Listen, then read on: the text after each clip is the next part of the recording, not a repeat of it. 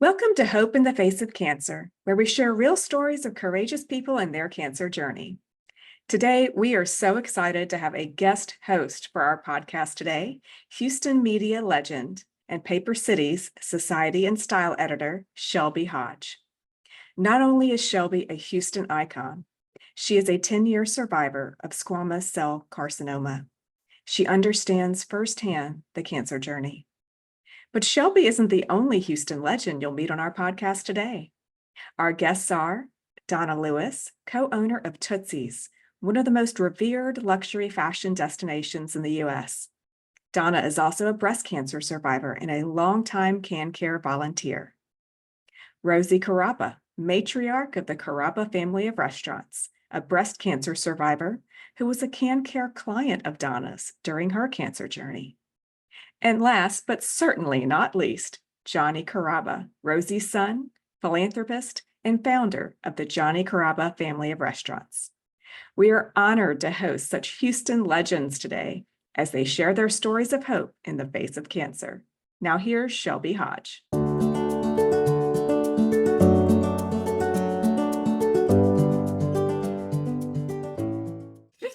And enjoy each other's company and fellowship. We're going to have fun with her. That's right. That's right. That's right. Yeah, so we can talk about cancer and have fun. Yeah. Yeah. Our favorite subject. Talk about what? Cancer. Have fun. No. I'm just going to say it. Cancer sucks. Been there and done it. I don't know if you know this or not, but I had a rectal cancer 13 years ago. And I had radiation and chemotherapy 24/7 for 5 weeks. And I wore a little fanny pack, and then once a week I'd go get the infusions and all that. And actually, like the chemo for me was not a problem; it was the radiation that just killed me. But as I say, I'm here, I'm alive, and I'm happy, and so are we all. Yes. Donna, you've had your joyous ride with this, right? I have. So when I was diagnosed in April of 1998, my children were in high school. Just breast cancer, right? This was, yes, Uh-huh. breast cancer. And I had a very aggressive form of breast cancer, and I had a couple of situations connected with it that were quite serious, and it was a pretty dire situation. But my children were in high school, and Carrabbas Restaurant was the hangout for all of us who had kids at Memorial High. We'd come every Friday night with the parents and the kids, and I got to know Rosie during that time as a patron, and also then she became a good friend because Rosie, without even knowing it, I think was a CanCare volunteer in her heart, because every time I came in for the next year while I had my chemo and radiation, it didn't matter what I looked like. Rosie made me feel like I was beautiful. I had no hair. I didn't wear wigs. I wore pretty much my bald head, and she laughed and would probably told me a joke, and then I'd be laughing. And so she and this place were very special to our family during my cancer That's journey. great. And then how long after that did you discover that you had breast cancer? Is that? I don't know how much longer it was, but my sister had breast cancer, so I went for my mammograms quite often. So they caught mine pretty early. Oh, well, that's great. Yeah, so then I had like a lumpectomy, Yeah. and With the radiation. uh, You didn't go through chemo, you I went didn't through I radiation. didn't do it through radiation. Yeah. But the day I rang the bell, I mean, I cried all day long. Oh, It's just something that yeah. takes away from you. Freedom. It does. Yeah. And I very much remember the day that we came in, our little group of ladies, the boys' moms, we called ourselves. And Rosie took me aside and told me that she had been diagnosed with breast cancer. And I said, well, Rosie, I'm here for you now. I'm going to be your CanCare volunteer. She goes, what's that? And I said, don't worry, it's going to work. And then I got to give back to her what she had given to me, which was love and constant encouragement. And it was the greatest honor. How did you find out about CanCare? Well, I've been in CanCare since the beginning. Oh, 30 years ago, when Nancy Tucker and Ann Turnage founded CanCare, I was one of the founding Oh, I didn't members. realize that. Yes. So, Not knowing that you had cancer. no, it was 5 years before I was diagnosed. Oh, goodness. But I had a very good relationship with Nancy, and she had had her thyroid cancer. And so when she was starting this group, she asked me if I would help because my own mother died at age 50 from cancer. And I said, yes, I would be interested. So then when I became a cancer patient, then I got to have CanCare volunteers also. And then I became a volunteer. And then I got to have wonderful people to support. And how did that help you? To having Donna there with you, how did that? It was very, very, she helped me to be, because I was scared, nervous. She made me feel relaxed and knew what, she let me know what I would be going through. So it helped me not to be afraid. Yeah. Did the CanCare volunteers go with their buddy to the hospital? Does that? It can happen that way, but I did not ever go with Rosie. It just depends on. Shelby, I got to tell you, my mind's kind of, moving backwards, and I could be kind of a nut today, but it's emotional. But she had a young lady by the name of Christina that met her every day at MD Anderson, and Christina. She's from the Midwest part of the country, but she really took my mother under her wing, and It made me feel so relaxed. and the one thing that you're so I don't know really what phase of life I was going through, or my sister. My sister lives out, she was living in California at the time. Her name's Mary. And, my dad, but we were like, we didn't know how to handle it. How old were you at the time? Well, I was probably, I'm probably 50, Oh, okay. 45 or 50, probably. And, but the thing is that CanCare, I'm not going to answer for my dad or my sister. I'm not going to talk for them, right? But I don't think I was there. I was kind of in denial and didn't really, get the gist of it.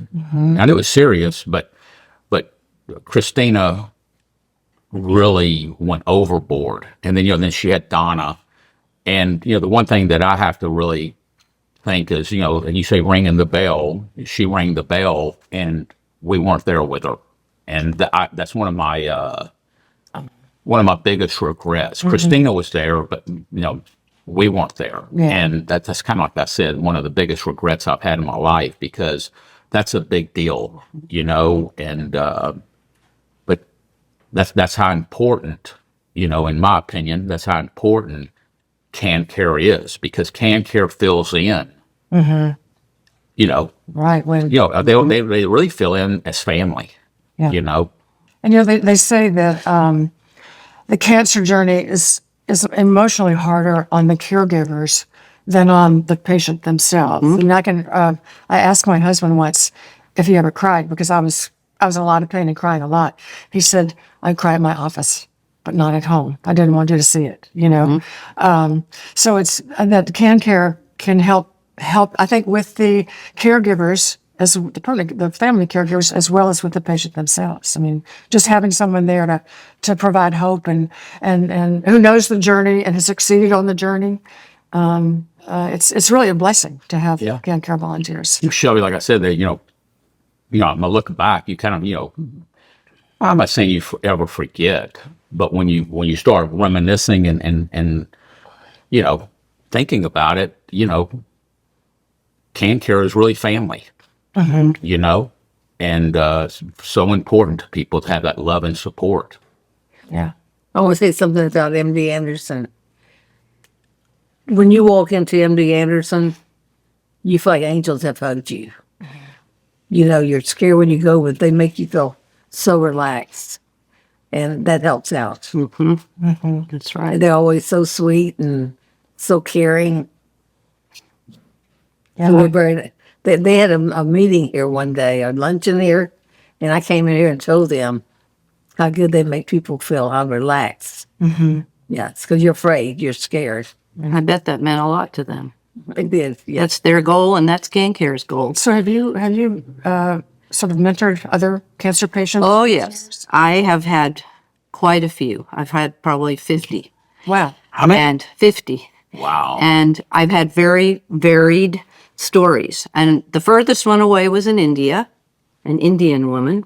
We did that by telephone. But I felt very honored to, be able to be a part of her. So CanCare has an international reach. It did at a certain point. We were approached and they asked me if I would be willing. And I said, sure, I'll try. So we did it. Yeah. And I do think that what CanCare can do for the caregivers, the family, is meet the person where they are. And that's hard for people who haven't been through it to understand instantly and be able to kind of figure out where this person is and how they're feeling. And that's due to the training that we get, which teaches us the human response. And so I found it so interesting that every woman that I was paired with through all those years approached it all differently. There was never a same story and never a same reaction. So I got to, learn a lot. So there's a training that you go through. Yes, you go through a training, and it's really, I'd say the heart of the training is learning how to listen. Because we're not experts, we're not doctors, but we are people, and we all have the emotions that Johnny and Rosie were talking about. We're all scared. We're all fearful of the future and in your treatment. And the doctors do their best, but they don't always have the ability to get to your heart. And that's what the CanCare volunteer does. They want to get past your physical and get to your emotional and sometimes spiritual. And that's happened to me as well. So I think prayers are powerful, Very. very powerful. And every day in here, every day, I will hear somebody has cancer. You understand? And I have this priest, he gives me these medals, bless. Right. And I'll give him more medals away. So my mother has this medal here. My mother was that miraculous. I'll lay the miraculous medal. Yeah. And so the Pope has blessed them. So I have, my mother's given me several of them. I have a bag of them in my kitchen counter. And cause I learned this from my mother, but when I, the Carrabbas on Kirby, it's close to the medical center. Right. And we have like my mother said, we have cancer patients that come in every day. And so I always give them one of these. And I just tell them, that it means more to them when I say it's from my mother. You should have been a nun. Well, probably not. But that, Yeah. Shelby. Right. That's Yeah. what tells dirty joke. Right. The jokes couldn't pass the It's on the next grade. This number's going to take the boys to St. Thomas to take their entrance exam. And she asked me to write, and I thought, boy, this is going to be fun. Well, on the way back, she was trying to talk me to thinking about being a nun. My husband said, you've been the nastiest nun there, right? So true. Okay, Mama, you're on camera, okay? keep it clean. That's hard for me to do. So like I said, prayers are powerful, and but you'd be surprised what prayers can do. And that reminds me, now that you brought that up, that every time I would leave during that year of treatment, Rosie would say, I'm praying for you. Oh, And yeah. I've had She lives her with my medal. words. I'll give them to people that aren't even Catholic or don't even know. Would you be surprised? They'll come back and thank you for it. Oh, it means so much to have that personal attention. Yeah. Yeah. And the CanCare, no, Johnny, you really are a big supporter of CanCare. And Yeah. from your mother's experiences, that's where this comes from. Yeah, well, I just think that, you never forget. I always say this to my staff. People never forget, an act of kindness, but people never really forget how you treat their parents or their children. You follow me? And so CanCare, was there for my mother. I think CanCare was there just as much or more than we were. My family. They filled in so perfectly. So you don't forget that, Shelby. Like what I mean. So I feel like this city is big and giving. And I think that when you give, like I was going through a hard time, and I know this probably didn't have anything to do with this, but and so I was going to a psychologist, like a personal coach, and he said, "What's on your mind today?" I needed somebody outside my family, right? And he said, "What's on your mind?" And I said, "You know what?" I said, "I'm just kind of tired." And he goes, "Tired of what?" I said, "I'm just kind of tired of giving, and not really in this kind of situation, but just in life, right?" And he goes, "Well," he goes, what are you talking about?" So I just feel like I'm getting taken advantage of. He asked me a simple question. He goes, "Why do you give?" And I answered, "I give to make people feel good." And I got this from my mother. She's the most giving person ever. But he said, "Why do you give?" And I said, "I give to make people feel, good." He goes, "That's not why you give." He goes, "You give because it makes you feel good." You follow me? And so CanCare has been so good to me and my family. I know that's not proper English, my family and I, but so you just don't forget those kind of things, and Yeah, it's giving. It's giving. and you get that. And I'm repeating myself, but like CanCare was there when my mother rang the bell. I wasn't there, and it's the biggest regret ever. But I just can't. I'm forever grateful to CanCare because of how they treated me. Yeah. The best mom. You feel like angels hug you when you walk in there. Angels. You're scared, you're nervous, but then the way that they are, you just feel so relaxed. Right. And I do think for our situation, because you watched me, then I got to watch you. Yeah. And it just kept us constantly Yeah, together in the journey.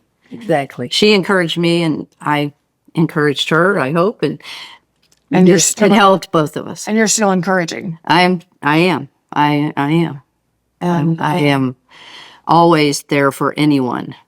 Yeah, me too. Donna, you have an infectious personality. You know what I mean? You're, long as I've known you, but you've always been real positive. And I think that positive attitude bleeds, Well, thank you. into, people like my mother, you know what I mean?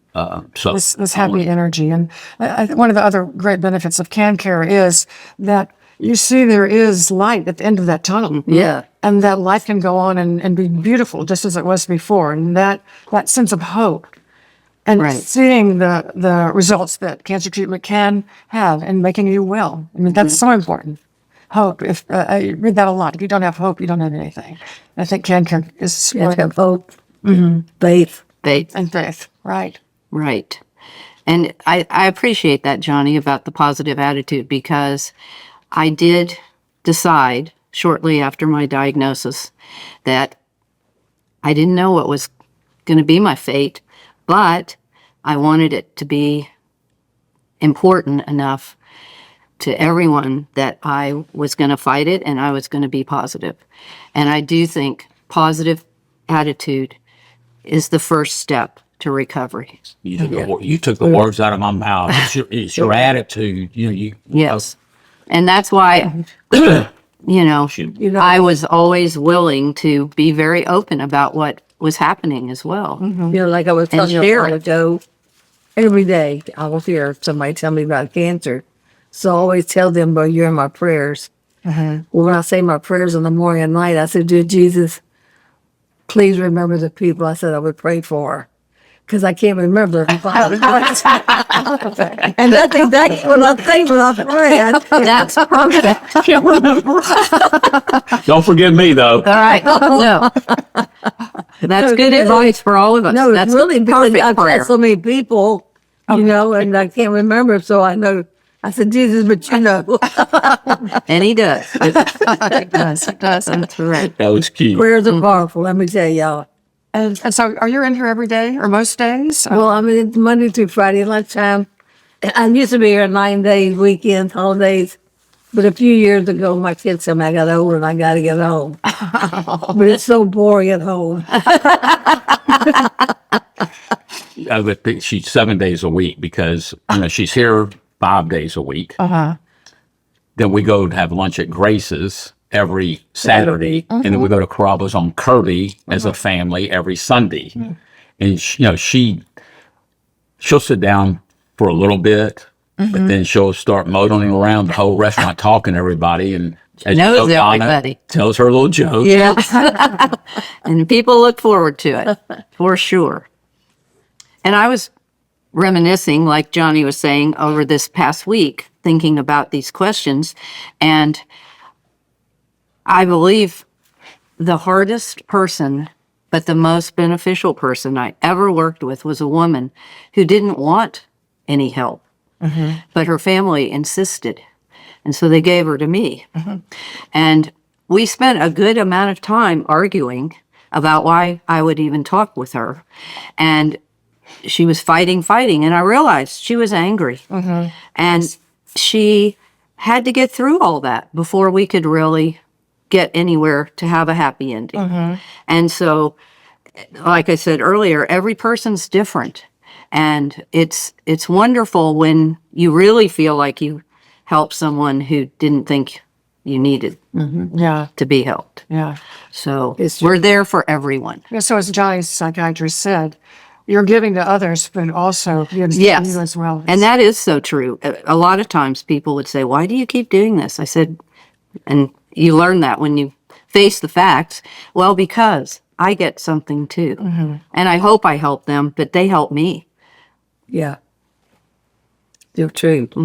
And I guess people that have had cancer can just volunteer. I mean, with CanCare, you were involved from the beginning. Yes, and if they have an interest in being a volunteer or even just helping us with our events or our fundraising or in any way, yes, just call the CanCare office and we will definitely sign them on in whatever way they would like to help. Right. And Johnny, you were involved in the golf tournament, charity golf tournament. That's a big thing. Was that your first time last year? Or For the charity golf tournament. charity, yes. Yeah, and Darcy and Jeff Zinn called me, and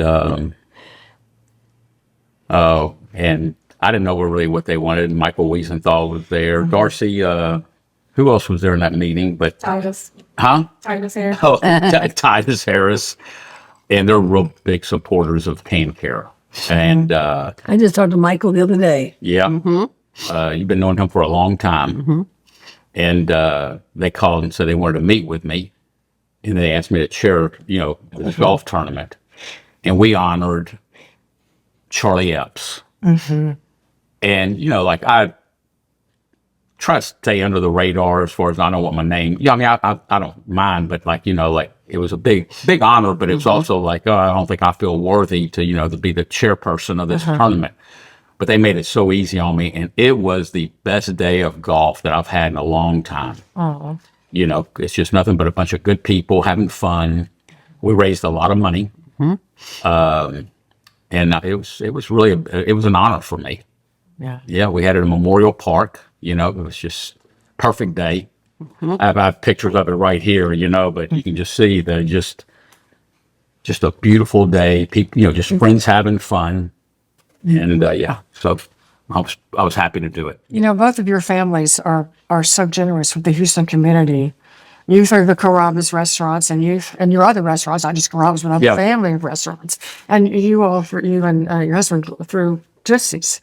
Yep. And really, you all are a great gift to the city in many ways, Thank you. And it's really great that we can do this today and have a chat. Shelby, the city's been good to us. We're both, native Houstonians, and I just feel like that's still, I was raised in a neighborhood grocery store. My grandparents on the Carrabbas side started a little neighborhood grocery store on the east end side of Houston. And my dad was a butcher. My grandmother's a cashier. Then my parents, bought the grocery store from my grandparents. And then my mother replaced my grandmother as the cashier, and I learned so much in that grocery store. But it was a community. It was it was small. You don't see grocery store, but just through osmosis, me being around my mother and my dad, my grandparents, they were just so involved in that little community. And, I benefited from just watching them. So I just always thought you have to give back to the people that are taking care of you. And I'm still hearing from people that grew up out there. But I'm going to tell you about this little boy. There was this family that used to come to the restaurant, to the store, buy groceries. They had 4 kids, but the mother needed surgery. And they gave her the wrong anesthesia. And she just became a vegetable. We had this the youngest boy was about 5 years old. And he would come to the store and he said, "Can I work for you?" And I thought, I don't like babysitting. So anyway, he kept coming in. So one day I said, "Yeah, okay, come on." So I taught him how to clean the canned goods and this and that. Well, he was very smart in school. And he would get these awards. But he had no mother to go, so I would go with him. And eventually, after he graduated, he worked his way through college. And now he's a professor At the University of at Texas. the University. Oh my goodness. Wow. And but let me tell you, as a kid, there was a union hall across the street from the store where the guys that worked on the ship channel would have their meetings. But they would come into the store and buy beer and talk men talk. And to this day, he will text me something that these guys talked about. It was man talk. Is that where you get some of the I was going to say, then she shares them with us. Right. Right. So you never know who you're dealing with.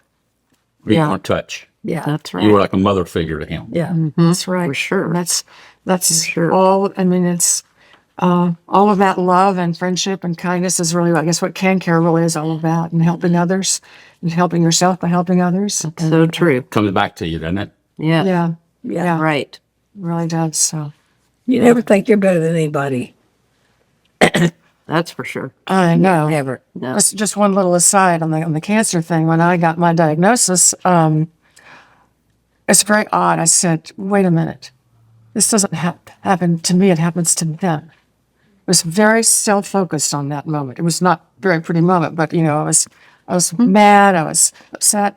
I thought, that's so weird. It's happened to me. I think that's the way we all feel, that we're not vulnerable to cancer, and then all of a sudden it lands in your lap. And I did my thing alone, and it would have been very helpful to have had somebody there. Just sort of, I mean, my husband was there the whole time, but nevertheless, he didn't understand. He didn't know What was coming either. yeah. Shelby, and what you're bringing up is what I was talking about earlier. I feel like we have a loving family. Mm-hmm. But if I had to look back at one regret, I'm not sure I have many regrets, but if I had to look back at one regret, it was I don't think I was emotionally there for my mom. I think you were, though. Huh? I think you were. Well, I look back, and I don't think I was, but I think a lot of it is what we've been talking about. Yeah. Is that you kind of like shy away from troubled waters. That's right. You don't want to face it. Yeah. And your sweet husband is sweet as can be, but sometimes we just don't know how to handle it. Yeah, and he did. He didn't, God and bless I don't him. think, God bless him. Yeah. and I think my dad was in denial too. My dad, he didn't want to. I don't think he wanted to face it. Scary. And Scary. Okay. I'm going to have to stop. yeah, Okay. I'm finished. Sorry. Yeah, I'll be start crying if I go. I might I've already been. I might have been disappointed my husband when I came through with it. No. I don't think so. Not any of us, that's for sure. Okay, well, as we wrap up, what's happening in the Carrabbas restaurant family? Well, we're still working really hard. I get burned out a little bit, Shelby. And the other night I woke up at 2 a.m. and I went into my little home office, at the house, 2 a.m, and Yeah. I wrote a letter of resignation out. But I went to work the next day and I didn't know who to hand it to.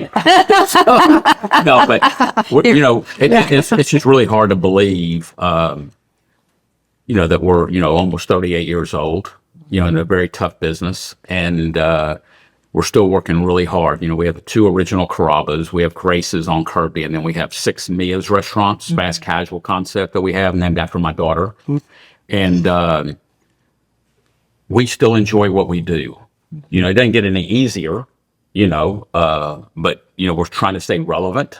We're always trying to remodel or, tweak the menu a little bit. But, my mother's my motivation. And, like I say, she's the hardest working woman in show business. She's I think I said this earlier, but if I had 30 mamas, I'd be a darn good business. Nobody watches your business like your mother. She's my motivation, and we still just work hard. And I think that might be talking a little bit too long, but I got to tell you is that it's really a pleasure to be part of a community. We're taking care of friends every day, so it's a lot of fun. But I think the thing that brings me and my mother the most joy is that we have employees that have been with us for well over 30 years. We have like in the latest cookbook we did, I featured 25 people that work with us in the cookbook. And all 25 of those people have been with us 30 years or longer. Now, that doesn't count 25, 20, 15, but this is a family around here. I'm about to say. Huh? I was in my pizza guy. When Johnny opened up Kirby, he wasn't a pizza guy. He ran errands for Johnny. Oh, that's right. And then he left. And he came back, he was a pizza guy. So he's been with us that long. Wow. There's numerous people. So you part of our career now is be here for our community. Like we are, People. CanCare and different charities, but that gives us great joy. But I think what brings me the most joy is making sure that we are providing some beautiful families that work for us. And so that's what we're doing. And we're going to keep doing the same old thing, Shelby. We're not going to get cute and try to be the biggest and whatever. Just make it real, a solid Houston company. Yeah. And then we have the beloved Tootsies. Well, our story is My similar favorite.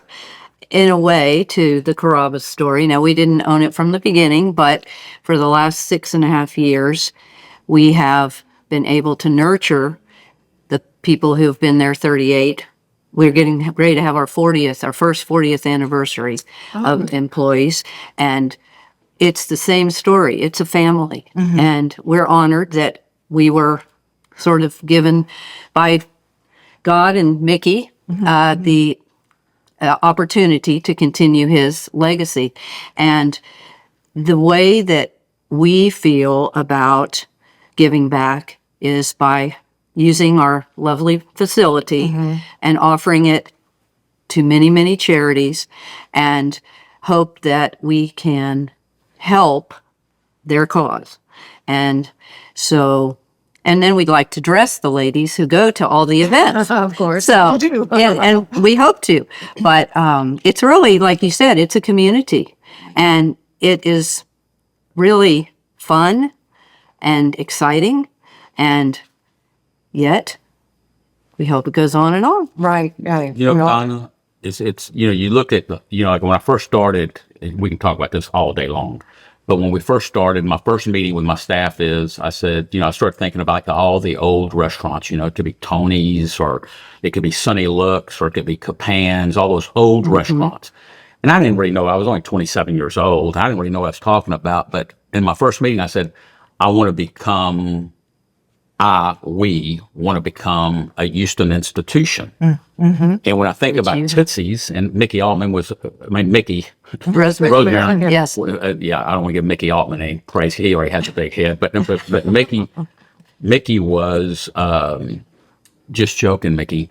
Mickey was a really good customer of mine. But when I think of Houston institutions, I think of Tootsies. Well, thank you. Great job with that. Thank you. Thank you. I think it's what makes us happy as well is that our family is not only your family, but your family is our family. And we get to know the people. Yeah. So thank you for that. Yeah. All right. Well, thank you, Donna. and Rosie and my friend here Thank you.